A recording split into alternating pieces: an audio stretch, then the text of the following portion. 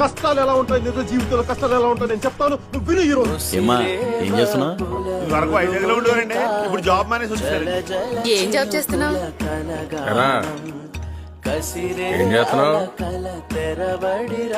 ఏమన్నా చేస్తున్నావా ఖాళీ? పొద్దున్నే నిద్రలేచి బుక్ పట్టుకుంటేనే కదా చదువు వచ్చేది. అడ్డగాదిలో పొద్దుకేదాకా నిద్రపోతే ఏం బాగుపడతావు?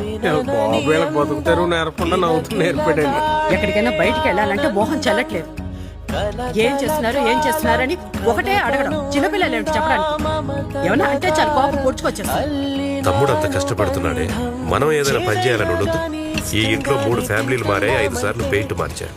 కానీ నీలోనేరా ఏ మార్పు లేదు. నీ వయసు వాళ్ళందరూ చక్కగా చదువుకుని పెళ్లిళ్ళు చేసుకుని పిల్లా జల్లాతో హాయిగా, మరి నువ్వు నా సంక నాకుతూ తిరుగుతూనే ఉన్నా.